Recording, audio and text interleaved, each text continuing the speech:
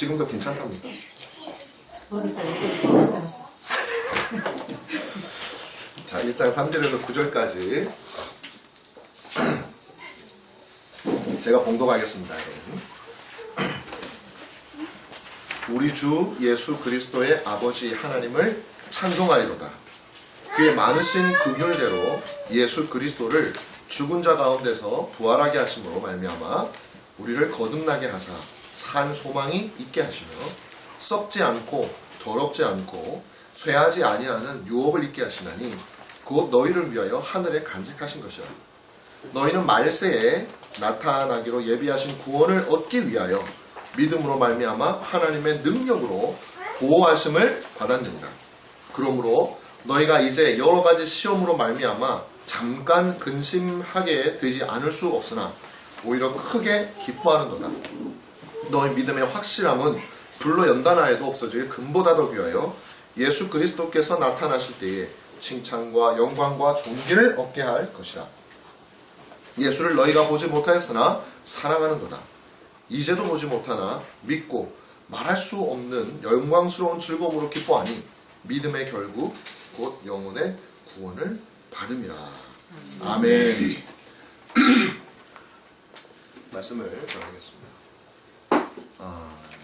어제 제가 열심히 주은이 용서하세요. 주은이 얘기를 해야 돼요. 열심히 제가 이제 여기서 준비를 이렇게 열심히 하고 있었어요. 뭐 설교 준비도 하고 준비를 하고 있는데 한 9시쯤 되니까 우리 딸한테 문자가 왔어요. 평소에는 안 오거든요. 거의 뭐 1년에 뭐 한 번 보낼까 말까 한 문자인데 왔어요. 하트가 뿅뿅 그려져가지고 아빠 언제 와요? 그러는 거예요. 그래서 또 얘가 왜 이러나 할 게 남았는데 그래 금방 갈게 이제 곧 출발할 거야 했는데 할 게 있으니까 갈 수가 없어. 가면 못 하거든요. 그래서 조금 더 하다가 아빠 왜 안 와요? 뭐 기다리고 있어. 정확한 그런 생각 안 나는데 뭐 그런 식으로 빨리 오라는 거예요. 얘가 또 하트 막 뿅뿅 그려져 있고.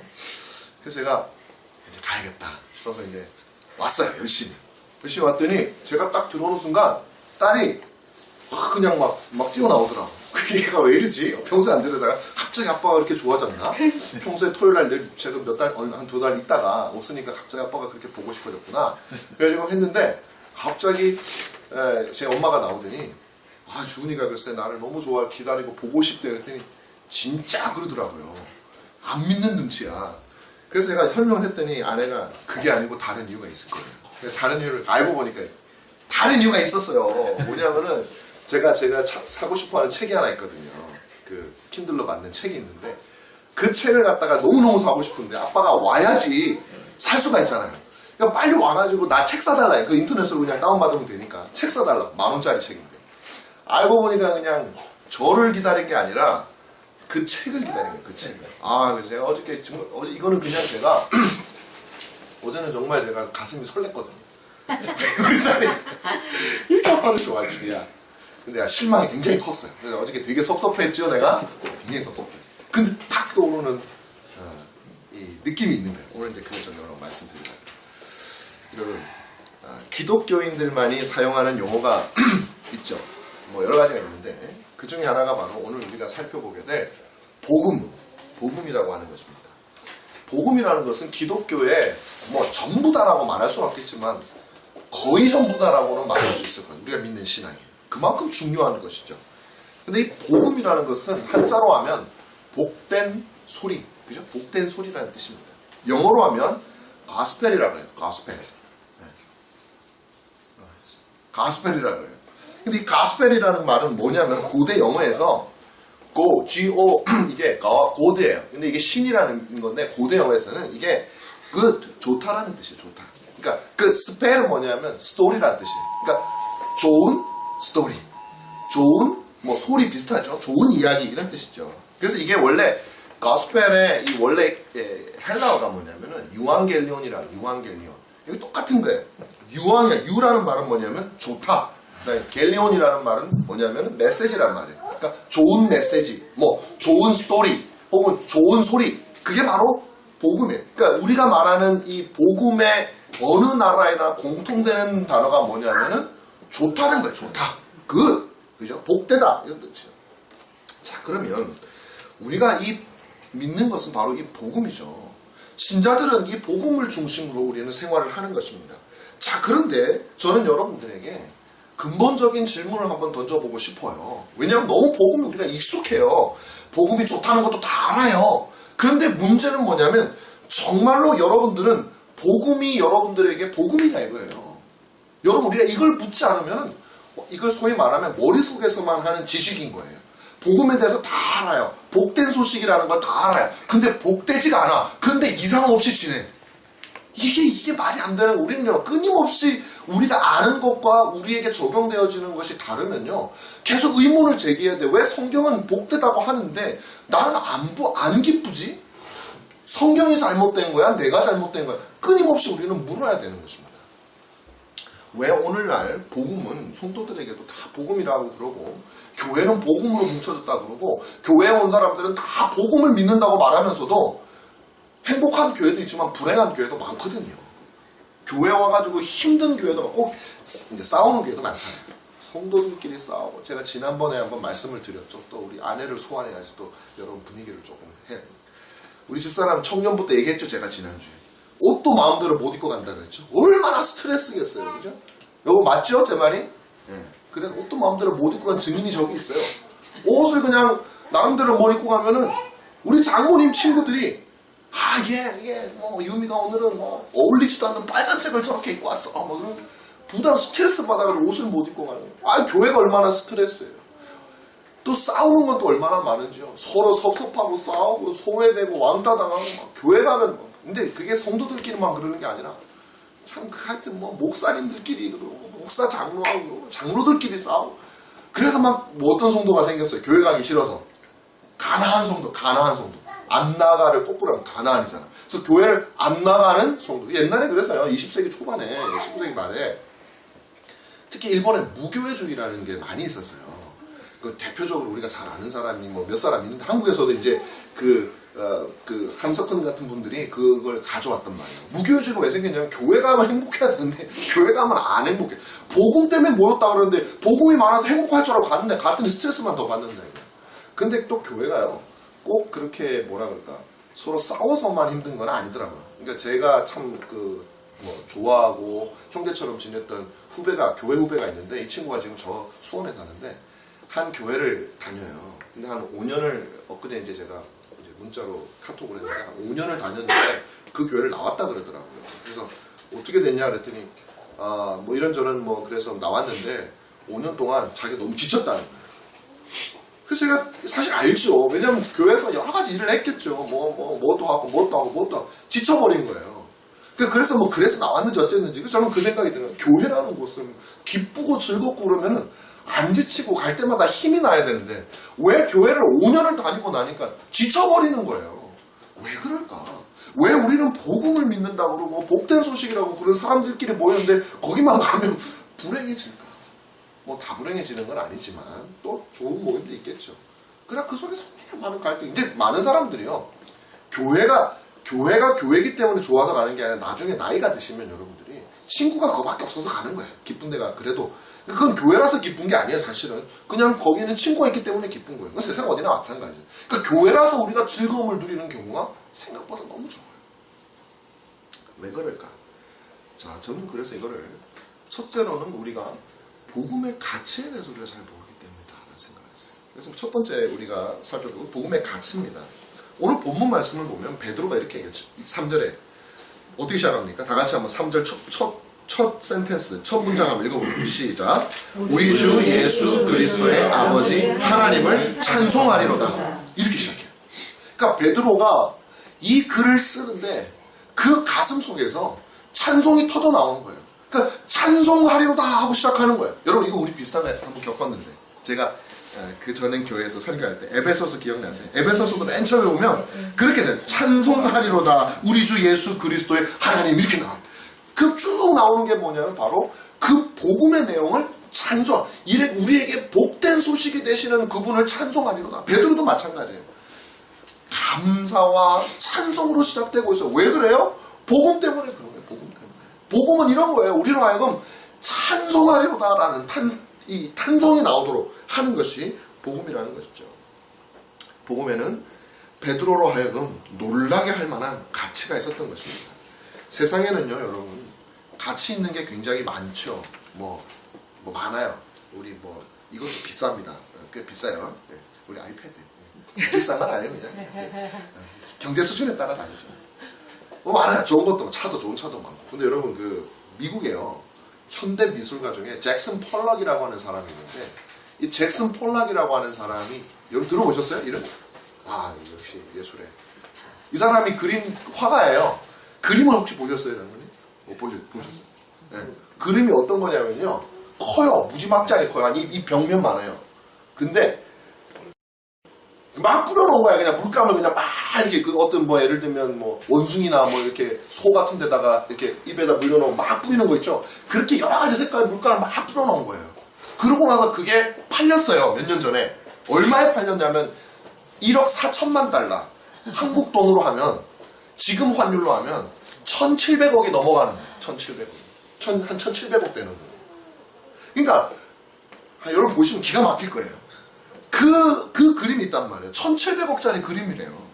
그럼 뭐예요? 이 그림 속에 모르겠어요. 저는 그 1,700억을 주는 그 가치가 매겨질 때 전 두 가지가 있다고 생각을 해요. 그 그림 자체에 어떤 가치가 있겠죠. 그죠? 아름다움이 있겠죠. 그럼 우리 같은 사람은 사실 전혀, 여러분 1,700억, 100조가 있어도 그 1,700억 주고 안 삽니다. 그죠? 그러니까 난 신미안이 없어. 저는 그림을 볼 수 있는 눈이 없어요. 근데 있는 사람은 그만한 가치를 느끼기 때문이죠. 가치라는 것은 어떻게 보느냐에 따라 달라요. 그 안에 있는 아름다움과 그 안에 있는 그 귀중함을 발견하게 되면 가치가 올라가는 것이죠. 어떤 것의 가치를 안다고 말할 때 우리는 두 가지를 생각할 수 있어요. 첫 번째는 뭐냐면, 그것이 가지고 있는 내재적인 가치, 고유한 가치.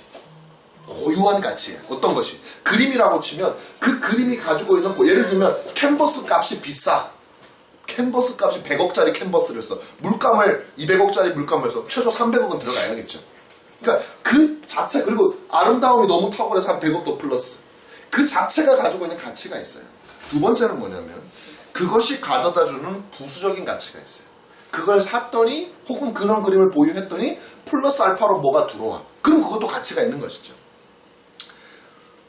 복음도 마찬가지입니다. 복음에도 두 가지 가치가 있는 것이죠. 여러분들이 복음을 귀중하게 여긴다, 복음을 정말 사랑한다, 귀하게 여긴다라는 것은 두 가지 가치를 아는 거예요. 첫 번째가 말씀드린 대로 복음 자체에 있는 가치를 아는 것입니다. 우리가 흔히 아까 제가 그림 예를 들었지만 흔히 아는 건 시계. 여러분 무슨 1억짜리 시계 그런 거 있잖아요.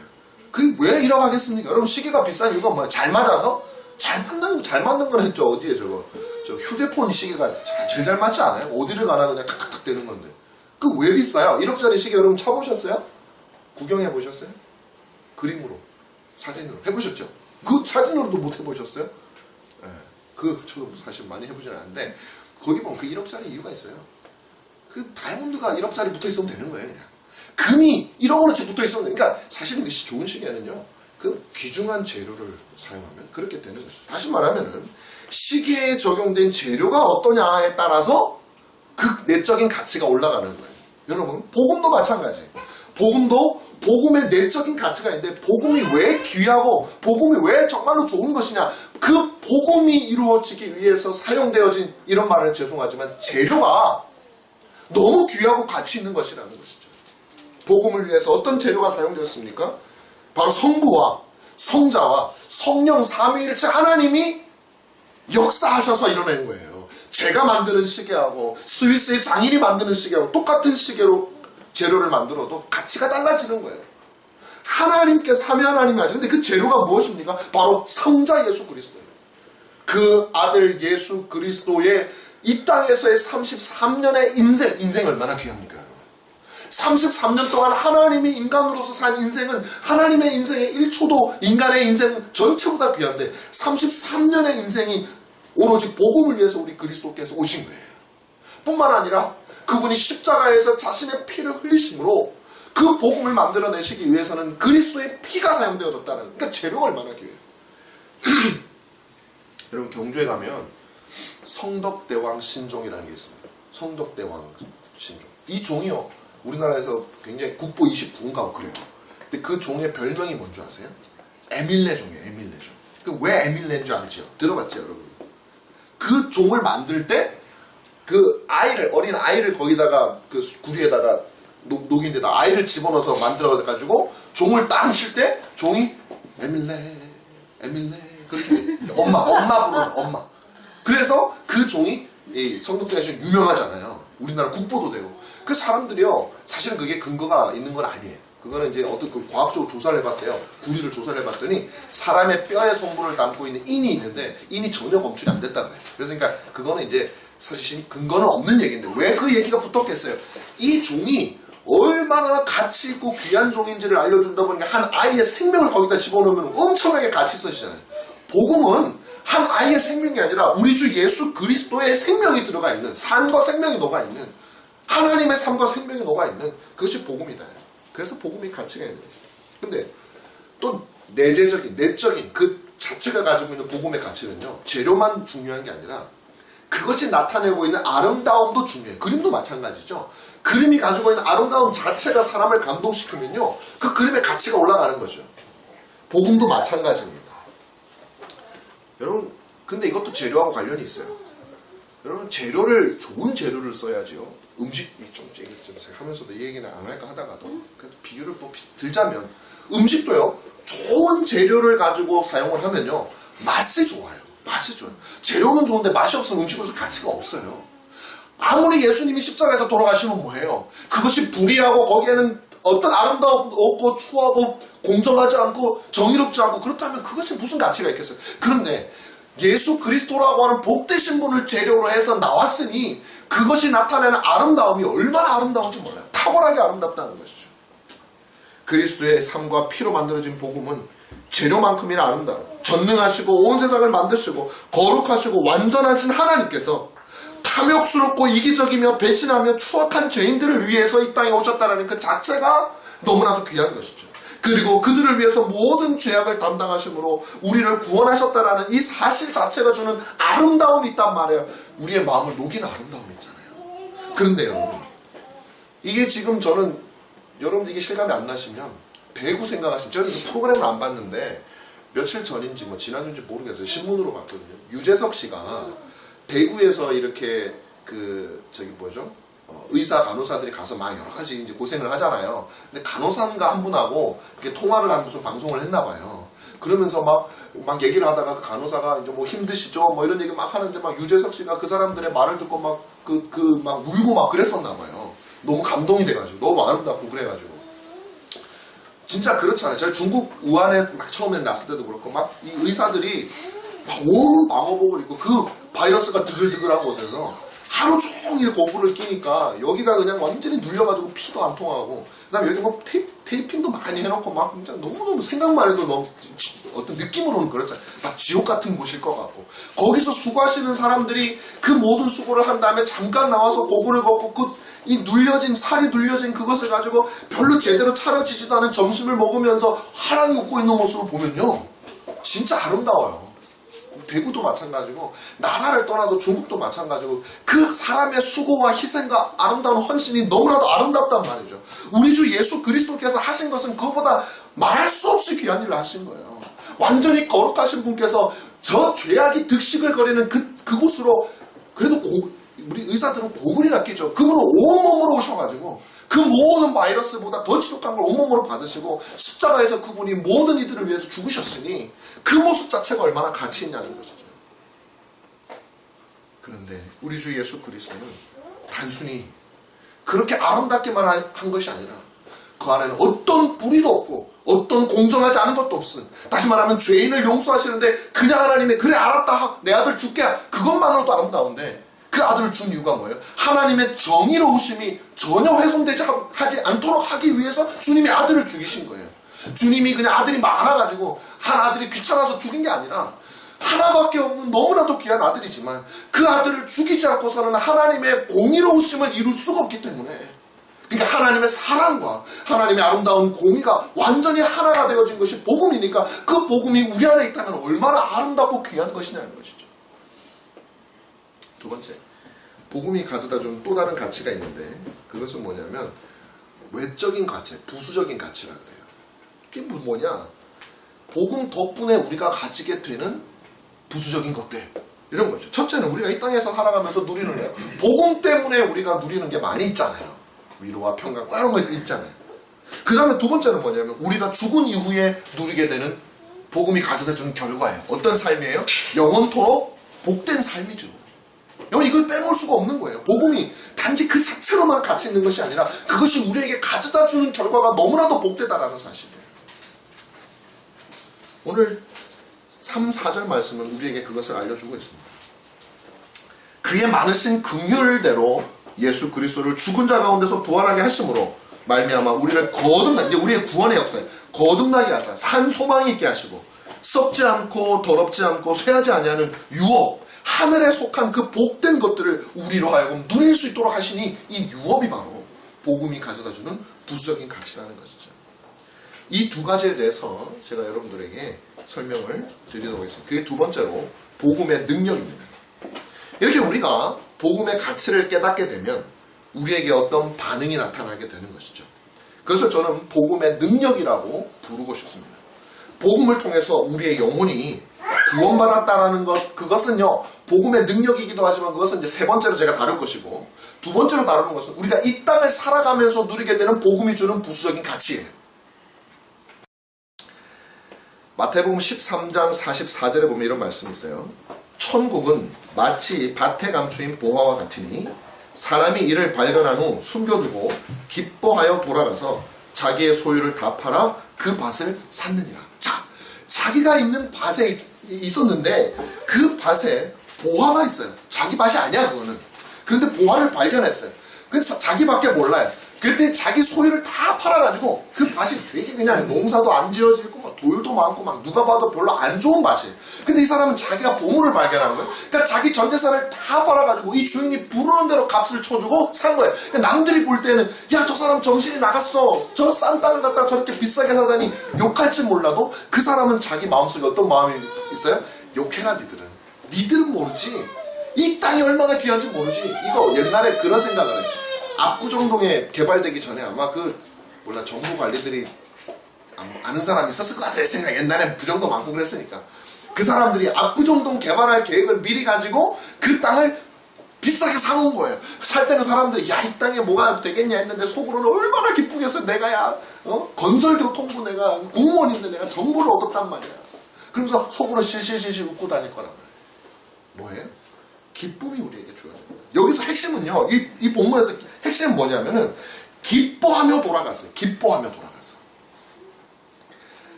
이 바로 신자가 가져다주는, 복음이 우리 신자에게 가져다주는 능력은 뭐냐면요, 기쁨이라는 것이에요. 베드로는 오늘 본문 8절에 이렇게 말합니다. 예수를 너희가 보지 못하였으나 사랑하는도다. 이제도 보지 못하나 믿고, 여기 말할 수 없는 영광스러운 즐거움으로 기뻐하고 있구나. 복음이 여러분들에게 가져준 것은 바로 기쁨이라는 것이죠. 그 기쁨이 얼마나 크냐 하면 말할 수 없는 즐거움이 unspeakable joy예요. 말할 수 없이 즐거운 것을 신자들은 복음으로 말미암아 누리게 된다는 것이죠. 왜냐하면 그는 복음의 참된 가치를 깨달았기 때문이에요. 내 안에 있는 그리스도의 참된 가치를 깨달았기 때문이에요. 자, 그렇다면 복음을 통해서 말할 수 없는 기쁨을 경험한 사람들은 유익이 있어야 될 거 아니에요. 능력이라, 이 땅에서 능력이 있어요. 어떤 능력이 있느냐? 여러분, 베드로전서는 고난을 당하고 있는 소아시아에 있는 그리스도인들에게 베드로가 쓴 편지입니다. 자기 자신도, 이때 네로 황제 박해 때예요. 자기 자신도 네로 황제가 하는 박해와 여러 박해 때문에 고난을, 자기 자신도 감옥에 있을 때 쓴 겁니다. 고난을 당하고 있었어요. 그 베드로는 고난당하는 성도들에게 쓰면서 6절에 그렇게 제가 말씀드린 대로 그러므로 너희가 이제 여러 가지 시험으로 말미암아 잠깐 근심하게 되지 않을 수 없었으나 오히려 크게 기뻐한다. 복음이 우리에게 주는 능력은 이 세상을 살아가면서 세상 사람들 고통스러워요. 바이러스가 있고 집 못 나가면 누구라도 고통스러운 것이죠. 그러나 우리 안에 복음이 살아있는 사람들이면 복음이 없는 사람과는 다를 수 있는 능력이 있어야 되는 거예요. 왜? 그럼 나에게 없다. 그러면 내 안에서 복음이 역사하고 있지 않은 거예요. 복음은 우리로 하여금 어떤 상황에서도 기뻐하게 할 수 있는 능력을 주는 것이 우리가 믿고 있는 복음이라는 것입니다. 복음은 어려움이 있다고 해서 삶을 포기하지 않습니다. 이웃을 돌보고 연약한 자를 위한 희생을 마다하지 않습니다. 왜냐하면 나에게 복음이 있고 그 복음이 가져다주는 기쁨이 우리 안에 있기 때문에 그런 것이죠. 그래서 이 기쁨의 정체는 바로 8절에 말했듯이 예수를 너희가 보지 못하였으나 사랑하는다. 다시 말하면 복음의 중심이 되시는 주 예수 그리스도가 우리에게 기쁨을 주는 거예요. 그게 복음이 준다고 저는 여러분에게 말씀을 드리는 것입니다. 그리고 8절에 이어서 말하죠. 이제도 보지 못하나 지금도 못 봐요. 우리 믿음이라는 것이 고난을 나가다가도 시간이 지나고 주님을 오랫동안 보지 못하고 뭐 예를 들면 처음에는 힘이 되고 뭐 소망이 되고 하지만 그것도 시간이 지나면은 식어지는 게 사람이잖아요. 그러나 우리의 믿음의 눈은 주님이 우리 안에 2000년 전에 사셨던 주님을 우리가 봐서 그분을 기뻐하는 것이 아니라 우리의 믿음은 복음이 가르치는 예수 그리스도를 끊임없이 보게 만들기 때문에 그 말씀을 그래서 우리가 묵상해야 돼요. 그래서 말씀을 묵상함을 통해서 그 말씀 속에 나와 있는 그리스도가 성령께서 우리 안에 그것을 적용시켜서 우리로 그리스도를 보게 하셔서 저와 여러분에게 믿음을 준다라는 것이죠. 그것이 신자가 이 땅을 살아가면서 복음으로 말미암아 얻게 되는 즐거움이에요. 저도 그렇고 여러분들도 그렇고 우리는 과연 이 복음이 주는 부수적인 능력을 이 땅에서 체험하고 있느냐? 그건 참 못하고 있다는 건 불행한 거예요. 복음이 우리가 보석이 집에 있는데 그 보석을 전혀 쓰지도 않고 보지도 않고 창고 속에 처박아놓고 있는 우리가 똑같다는 것이죠. 그래서 저와 여러분이 해야 될 일은 무엇이냐면 그 복음이라고 하는 보석을 우리가 보아야 되는 거예요. 인조이 해야 되는, 즐겨야 되는 거예요. 누려야 되는 거예요. 그 복음을 누리시는 여러분들이 되시기를 바랍니다. 마지막으로 세 번째. 그렇다면 복음이 주는 부수적인 어떤 가치 두 번째가 이 세상에서의 기쁨이라면 세 번째는 무엇이냐? 복음의 결국입니다. 자, 본질적인 가치와 부가적인 가치가 다 중요해요. 그런데 우리는 이것을 지금 다 완전히 누리지는 못하고 있습니다. 그러나 신자에게는 이 모든 가치를 완전히 누릴 수 있는 때가 있을 것이라고 하는 소망이 있는 거예요. 그래서 그 소망이 또 우리를 기쁘게 하는 거예요. 내가 지금 그리스도를 온전히 누리지는 못해. 죄악이 많고 여러 가지 어려움이 있어서 그래도 이겨내고는 있지만 온전히 누리지는 못해. 그렇지만 언젠가는 내가 이 가치 있고 1700억짜리 그림보다도 더 아름답고 더 복된 즐거움을 주신 이분을 완벽하게 누릴 때가 나에게 올 것이라고 하는 소망 때문에 우리는 사는 거죠. 그 날이 반드시 오게 될 것이라는 겁니다. 바로 그것이 구원이죠. 무엇을 하든지 마지막이 중요합니다. 왜냐면 마지막에 딱 그거 가지고 평가받잖아요. 처음에 아무리 잘해도요. 마지막에 그냥 흐지부지하면 결국 그 사람은 영원토록 낙인 찍혀요. 정말 흐지부지한 사람이다. 참 별 볼 일 없는 사람이다. 이렇게 낙인이 찍혀요. 마지막이 중요해요. 복음도 마찬가지. 우리가 살아가는 동안 온 힘을 다 줬어요. 즐겁고 기쁘게 해줬어요. 그런데 우리의 죽고 나서 영원한 세상 동안 우리에게 참 기쁨을 주지 못한다면 그것은 아무것도 아닌 거예요. 그게 세상에서 주어지는 즐거움들이죠. 세상에서 사람들에게 받는 스포트라이트나 재물이나 어떤 인기나 명예나 이 모든 것들이 이 세상에서는 우리에게 기쁨을 마음껏 주죠. 그러나 그것은 우리의 영혼을 책임지지 못하는 것들입니다. 그러나 복음은 달라요. 우리가 복음으로 말미암아 이 세상에서 기뻐할 수 있지만 동시에 그 복음은 우리를 영원한 기쁨으로 인도해 준다는 것입니다. 9절에서 이렇게 말하죠. 믿음의 결국 곧 영혼의 구원을 받음이라. 바로 이것이 복음의 마지막이고 믿음의 결국이라는 것입니다. 하나님께서는 이 땅을 살아가며 여러 종류의 고난을 당하고 있는 신자들에게 이렇게 말씀하시는 거죠. 우리의 마지막을 생각하라고 그렇게 말씀하고 있습니다. 13절에 보면 이렇게 말합니다. 그러므로 너희 마음의 허리를 동이고 근신하여 예수 그리스도께서 나타나실 때에 너희에게 가져다 줄 은혜를 온전히 바랄지어다. 지금 우리가 복음을 누리지만 부족하고 연약하게 누린다면 우리에게는 마지막 그리스도께서 오실 때 그 모든 것을 영원토록 무한하게 누리게 해주실 그날이 있을 것이라는 사실을 가지고 우리는 기뻐한다는 것입니다. 여러분의 마지막은 아름다울 거라는 거예요. 여러분의 마지막은 너무나도 복될 거라는 거예요. 왜요? 여러분 안에 그 가치 있는 복음이 있기 때문에 그렇다는 사실을 여러분 기억하십시오. 우리가 살아가는 삶이 때로는 고되고 보잘것없고 험난하고 근심 가운데 그럴 때 많잖아요. 우리 이제 고3들이 아마 우리 서연이가 지금 고3인데 참 저도 고3 때를 혜리도 고3 지난 지 얼마 안 됐잖아. 그치? 고3 때를 생각해보면 별 생각은 잘은 안 나지만 답답했던 생각은 나는 것 같아요. 인생에 낙도 없고 1년 더 재수를 하라고 하면은 지금 같으면은 그 가치를 아니까 내가 그냥 뭐 코피를 쏟더라도 뭐 재수를 하든지 할 것 같은데 그 당시로는 10,000,000동을 준다 그래도 저는 저 때는 전기 후기 있었거든요. 제가 전기 안 됐거든요. 근데 뭐 1년 더 재수는 생각도 못하고 어디든지 빨리 들어가서 끝내고 싶은 생각밖에 없는 거예요. 너무너무 힘들더라고 사실 그때. 더 힘든지 어떤지는 내가 모르겠어. 요새는 보니까 더 힘들어 보여 애들 보니 그때 보니. 어쨌든 그게 참 힘들잖아요. 그 힘든 가운데서도 우리에게는 소망이 있는 거예요. 뭐 고3이든 누구든 다 마찬가지. 인생을 살다 보면 인생 자체가 참 고된 길이라는 것을 행복하게 살아도 마찬가지예요. 우리는 알게 되는 것입니다. 아무리 부자면 뭐예요? 부유하고 세상 돈이 많고 재물이 많으면 어느 정도 행복할 수 있어요. 근데 여러분 돈이 1,000억이 되고 1조가 되고 10조가 되면 그만큼 행복해지나요? 저는 진짜 눈꽃만큼도 그런 거 같지 않아요? 왜 그러냐? 그 삼성 가문들 우리나라 돈 제일 많은 사람이 삼성 가문이니까. 이재용 씨가 저보다 돈이 얼마나 더 많을까요? 뭐 한 100만 배, 뭐 1000만 배 많을 것 같아요. 진짜 리터럴리 문자적으로 한 100만 배, 1000만 배 돈이 많을 것 같아요. 근데 그 사람이 저보다 100만 배, 1000만 배 행복할 것 같지는 않아요. 좀 더 편하기는 하고 좀 더 뭐 맛있는 걸 먹을 수도 있겠지만 더 행복하진 않죠. 우리 세상의 것들은 그런 것이죠. 복음의 결국이 구원입니다. 이것이 굉장히 중요한 것입니다. 그런데 우리가 여기서 주의해야 될 것이 있어요.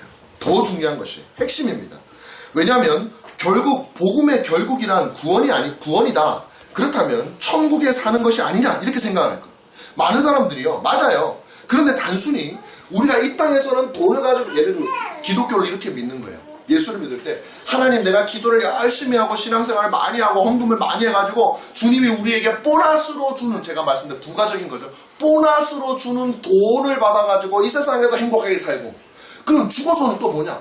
예수를 믿었으니까 천국에 가가지고 거기서 보너스로 뭐를 줄지는 모르겠지만 뭐 돈을 주든지 우리 성경에 보면 뭐 다이아몬드가 있고 황금길이 황금 다이아몬드 하여튼 이 땅에서 누리는 것처럼 좋은 거 줄래나 보다. 그렇게 생각을 하면 된다 안 된다? 안 된다라는 거예요. 무슨 말이냐면 예수 그리스도와 분리되어진 채 부가적인 기쁨이라는 것이 복음이 주는 부가적인 가치라는 것이 이 땅에서 행복이라고 그랬잖아요. 이것이 예수 그리스도와 분리된 채 주어지는 어떤 것 천국에 가도 예수 그리스도와 분리된 채 주어지는 어떤 것이 행복이 될 수 없다는 거예요. 우리 딸이 그냥 깨지. 우리 딸이 아빠를 기뻐하는 것이 아니라 아빠가 사줄 책을 기뻐하는 것은 당장은 좋을지 몰라도 그 책은 며칠 좋겠어요. 잘 기억해요? 그 며칠 좋겠어요. 아빠는 계속 있으면은 계속 행복한 거예요. 아빠 자체가 행복한 거예요. 하나님도 마찬가지예요. 이 땅에서는 하나님이 주는 돈이 좋고 천국에서는 하나님이 주는 돈 말고 뭐 또 더 좋은 게 있겠지 라고 생각하면서 신앙생활 하는 것은 완전히 잘못된 것이고 그것은 복음이 주는 부가적인 가치가 아니에요. 복음이 주는 부가적인 가치라는 것이 무엇이냐? 아까 말씀드렸죠. 내재적인 가치. 복음 그 자체가 가지고 있는 그리스도의 가치. 그리스도께서 행하신 그 일의 아름다움의 가치. 이 내재적인 가치와 그 복음이 우리에게 부가적으로 가져다주는 이 부가적인 이 세상에서의 기쁨과 천국에서의 구원은 이 두 가지는요. 믿음 안에서 하나로 합쳐지는 것이에요. 어떻게 합쳐지느냐? 그걸 바로 신앙이 성장한다는 것입니다. 이 두 가지가 점점 연합되어져서 처음에는 복음 자체에 있는 가치를 모르고 예수를 믿어요. 다 복음이 가져다주는 부수적인 가치에만 관심을 가지는 거죠. 처음 예수님들 다 그렇잖아요. 뭐 돈 주세요, 사업 잘 되고 병 그렇게 예수를 믿잖아요. 근데 어떤 사람들은 그렇게 죽을 때까지 가는 사람. 근데 그것은요, 여러분 정말 그들이 구원받을지에 대해서는 저는 모르겠어요. 아무리 교회를 열심히 다녀요. 이 믿음은 반드시 어떻게 변화되어져야 되냐면 전혀 그리스도 중심적인 신앙으로 변화되어져요. 다시 말하면 우리의 기쁨도 예수 그리스도께서 가지고 계시는 그 내재적이고 본질적인 그 가치가 우리를 점점 기쁘게 하면서 이 땅을 살 수 있게 하고 우리가 죽어서 천국에 가서도 그곳에서 있는 어떤 맛있는 음식이나 좋은 집이 아니라 그 복 대신 하나님 그분이 우리의 기쁨이 될 것을 우리가 느끼면서 살아가는 거예요. 그래서 제가 이재용 회장 얘기를 드린 거예요. 이 세상에서 주는 재물이나 천국에서 이것보다 더한 재물도 조금 지나면 시시해져 버리고 지겨워져 버리고 징그러워져 버리고 별 기쁨을 주지 못해요. 그러나 영원하시고 날마다 새로우신 우리 주 예수 그리스도, 이게 굉장히 중요해요. 주님은 창조주시잖아요. 모든 것을 날마다 새롭게 창조하시는 거예요. 주의 은혜가 아침마다 새롭다고 고백을 했어요. 그 하나님과 더불어 오늘을 살고 그 하나님과 더불어 영원토록 살 것을 우리가 누린다면 내재적인 가치 때문에 주님이 가지고 계신 그 내재적인 가치를 우리가 오히려 이 세상에서 누리고 영원한 나라에서 누린다는 그것이 두 개가 하나가 되는 거예요. 그래서 내재적인 가치와 부가적인 가치가 그리스도라는 이름으로 하나로 합쳐지는 것이 무엇이다? 신자의 삶이고 신앙의 성장이라는 거예요. 신앙이 있으면 있을수록 그리스도가 아닌 그리스도가 주는 것이 좋아지면 그것은 신앙이 성장하는 게 아니에요. 신앙이 있으면 있을수록 저 천국에서 오늘 이 세상에서 누리지 못한 것을 줄 것을 기대하고 사는 것은 신앙이 성장하는 게 아니에요. 그가 아무리 열심히 예수를 믿는 것처럼 보여도 더 많은 돈을 얻기 위해서 많은 헌금을 하는 것은 하나도 가치 있는 것이 아니에요. 우리 딸이 아빠에게 더 비싼 책을 얻어내기 위해서 자기 돈을 얼마를 투자하면 그거 보고 여러분 기쁩니까? 저한테 선물을 사주는 갑자기 이건 어떤 얘기예요? 근데 만약에 우리 딸이 갑자기 아빠 빨리 오세요 그러면서 갔더니 선물을 짜라고 사주는 거예요. 근데 그 속에는 내가 10,000원짜리 선물을 하면 아빠의 마음은 100,000원짜리를 주겠지. 나는 그 마음을 모르면 그냥 저처럼 행복해하는 거죠. 근데 그걸 알면 에이 요 녀석아 하는 거죠. 안 기뻐요. 별로 안 기뻐. 우리도 마찬가지예요. 사랑하는 여러분, 우리들은요 처음에는 복음의 가치에 대해서 두 번째 부수적으로 가져다주는 가치만 생각하다가 점점 더 첫 번째 가치의 의미를 알게 되면서 말씀드린 대로 두 개가 하나로 결합됩니다. 그러다가 복음의 내재적인 가치, 예수 그리스도가 얼마나 가치인가를 깨닫게 되는 그 순간 바로 이 그리스도야말로 우리에게 부가적으로 주어지는 가치의 핵심이 되는 거예요. 돈이 아니라, 명예가 아니라, 좋은 집이 아니라 그리스도가 핵심이 되는 거예요. 그래서 이렇게 성경은 우리에게 가르치는, 여러분 하이델베르크 요리문답 1문이 뭡니까? 사나 죽으나 우리에게 영원토록 위로가 되시는 분이 누구냐? 죽으나가 아니에요. 살아서도 죽어서도 우리에게 위로가 되시는 분은 오직 우리 주 예수 그리스도이십니다라고 왜 하이델베르크 신앙고백이 고백을 하느냐, 이렇게 고백하는 거예요. 뿐만이 아닙니다. 그리고 이 땅에서 그리스도를 누리는 사람은 죽어서 영원토록 그리스도를 누리는 것을 고대하게 되고 이 땅의 모든 고난 가운데서도 기뻐할 수 있는 힘을 그때 가지게 되는 거예요. 그리스도를 누려야 돼요. 바로 이럴 때 우리는 성경의 신앙을 경험하게 되는 겁니다. 그렇지 않고 두 번째, 그리스도 없이 우리에게 주어지는 것에만 몰두하고 우리가 살아간다면 그것을 이해할 수 없게 돼요. 성경에 나오는 수많은 사람들의 모습을 이해할 수 없게 돼요. 그리스도를 위하여 죽으면서 기뻐하는 순교자들을 도저히 이해할 수 없게 되는 것이에요. 그 사랑이 너무 커서 하나님을 섬기게 되는 마음을 몰라요. 돈 때문에, 하나님이 줄 다른 것 때문에 섬기는 거죠. 그래서 E.P. 프렌티스라고 하는 여인은 다음과 같은 시를 썼어요. 저는 사실 이게 원어도 같이 썼는데요. 영어를 보면 진짜 훨씬 더 좋은데 우리나라 찬송가사로 옮기다 보니까 어쩔 수 없어요. 제가 그대로 읽어드릴게요. 내 구주 예수를 더욱 사랑해. 엎드려 비는 말 들으소서. 내 진정 소원이 내 구주 예수를 더욱 사랑. 이전엔 세상 나 기뻤어도 지금 내 기쁨은 오직 예수. 다만 내 비는 말 내 구주 예수를 더욱 사랑. 이 세상 떠날 때 찬양하고 숨질 때 하는 말 이것이세. 다만 내 비는 말 내 구주 예수를 더욱 사랑. 여러분, 이 두 가지가 그리스도로 합쳐지지 않은 사람은요 이 찬송 가사를 이해할 수가 없어요. 제가 유학하던 곳에 제가 존경하는 조엘 비키라고 하는 목사님이 있는데 그분이 존경하던 한 분이 돌아가셨어요. 그 돌아가시고 난 다음에 이분이 직접 하신 말을 제가 들었어요. 그분이 이렇게 말하는, 제임스 그리어라고 하는 교수님인데 이분이 돌아가셨을 때 이 조엘 비키 목사님이 설교 때 이런 말씀을 제가 그때 해준 거 있었는데 저에게 들려주셨어요. 조엘 비키 목사님이 그리어 박사님 돌아가신 것을 보면서 한 얘기입니다. 이 사랑하는 형제에게서는 그리스도의 향기가 뿜어져 나왔습니다. 제가 한 가지 일화를 말씀드리겠습니다. 지난달에 제가 그리어 박사님을 방문했는데 그때를 잊을 수가 없습니다. 우리가 우리의 위대하신 신랑 되신 예수님에 대해서 서로 말하고 또 예수님과의 혼인에 대해서 함께 이야기할 때 지쳐있던 그의 얼굴에서 웃음꽃이 피어났습니다. 그리고 눈이 반짝였습니다. 뿐만 아니라 그리스도와 영원히 함께 있을 것을 생각하면서 그의 음성은 기쁨에 겨워 떨리고 있었습니다.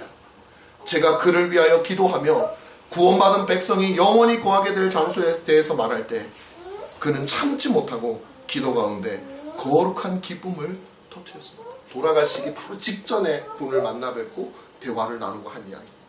사랑하는 여러분, 저는요, 우리가 신앙의 많은 인물들의 제가 공부를 하고 청교도들이나 걸 보면요, 제가 늘 인상 깊은 게 있어요. 그들이 죽음의 자리에서 말씀을 전해줄 때 죽어가는 자들이 그리스도에 대한 소망을 가지고 죽음을 두려워하지 않고 말하는 사람도 당신은 이제 죽는다. 그러나 그리스도께서 기다릴 것이다. 그러면 이 사람은 나는 두렵지 않다. 나의 신랑 대신 그리스도께서 기다리시니 나는 그분을 만나게 될 것이다. 라고 하면서 죽어가는 이야기들을 저는 많이 읽어요. 그러고 나서 한국에 와서 현실을 봅니다. 한국 현실은 전혀 달라요. 저는 한 번도 죽어가는 자들에게 그 이야기를 하기가 어려웠어요. 왜? 대부분의 사람들은 뭘 원해요? 안 죽는다는 얘기를 듣고 싶어 해요.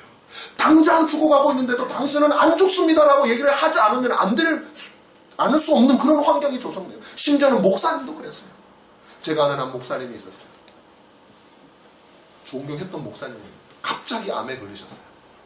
갑자기 암이 진행돼서 돌아가시게, 한 80세 가까이 돼서 돌아가시게 됐어요. 그 목사님의 제자 목사님들이 많이 있었기 때문에 다 같이 병문안을 갔어요. 그분이 누워 계셨는데 탁 들어갔어요.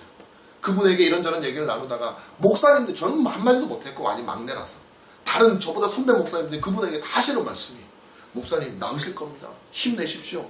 치료되실 겁니다. 힘내십시오. 그 분위기가 그래요. 그리고 문 닫고 나오자마자 그 아들과 그 자녀들에게 무슨 얘기를 해줘요. 그 목사님 중에 제일 대장 되시는 분이, 이분이 돌아가시면 교회장으로 할지 노회장으로 할지 어떤 장례를 치룰지를 대화를 하고 있었어요. 무슨 말이에요? 그분에게 그 자리 앞에 섰을 때 우리는 돌아가신다는 걸 알고 있었어요. 그럼에도 불구하고 한국에서는 희한하게도 그분에게 그 말을 못하는 분위기예요. 심지어 저는 그 뒤에 보면서 왜 우리는 신앙이 이럴까?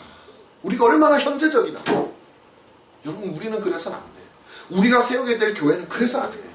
우리는 환자에게, 물론 당장 죽을 사람에게는 그렇게 당연히 그렇게 해야 되고, 그렇지 않더라도 혹시 어떻게 될지 모를 때는 우리는 항상 천국에 대한 소망을 함께 얘기하면서 위로할 수 있는, 그것이 위로가 돼야지 재수없는 소리 하지 마가 아니라, 하나님이 당신을 설령 데려가더라도 라는 그 재수없는 소리가 아니라 그 영혼이 그것에 대해서 소망을 품을 수 있도록 말을 해줘. 언제 그게 가능해요? 하나님 그리스도에 대한 내재적 가치와 그 그리스도가 우리에게 주시는 부수적 가치에 대한 개념이 하나로 합쳐질 때, 그리스도로 합쳐질 때 이게 가능하지. 내재적인 가치는 따로 하고 그 다음에 부수적인 가치에만 집중하고 그것은 그리스도와 상관없는 것으로 인생을 사는 것은 복음이 주는 가치가 아니다라는. 사랑하는 여러분, 우리가 이루어갈 교회는 이 두 가지가 하나가 됩니다. 아빠가 가지고 올 선물을 기다리는 아이가 아니라 아빠를 기다리는 아이가 돼요. 그 선물은 읽고 나면 시시해져요. 또 다른 선물을 기다려야 돼요. 그런데 세상에 아빠를 대신할 수 있는 존재는 없어요. 우리 하나님만이 날마다 새로우시고 우리를 영원토록 사랑하실 분이시고 우리에게 모든 복의 근원이 되시는 그 그리스도, 그 하나님을 사랑하고 복음을 귀하게 여기는, 그리고 그 복음으로 말미암아 날마다 기쁨이 커져가는 저와 여러분, 그런 교회를 이루기를 주님의 이름으로 부탁드립니다. 기도하겠습니다. 고마우신 하나님 아버지, 오늘 복음의 참된 가치에 대해서 우리에게 알려주시니 감사합니다. 아버지, 이 복음의 가치를 모두가 누리고 그 안에서 참으로 즐거워할 수 있는 저희들이 될 수 있도록 인도하여 주시옵소서. 감사하며 예수님 이름으로 기도하옵나이다. 아멘. 제가 지난주에 그 순서를 빼먹은 게 있는데 오늘도 빼먹을 뻔했는데 지금 기억이 났어요. 우리가 가느라고 다음부터 설교 끝나고 같이 한번 합심으로 기도하고 그 다음에 이제 제가 기도하는데, 오늘 제가 먼저 기도를 했기 때문에 일단 우리 같이 오늘 말씀을 생각하시면서 한번 꼭 소리를 내서 기도할 필요도 없고요. 소리 내고 싶으신 분들은 소리 내서 기도하시고, 또 그게 어색하신 분들도 계실 수 있잖아요. 그런 분들은 또 조용히 기도해도 상관없어요.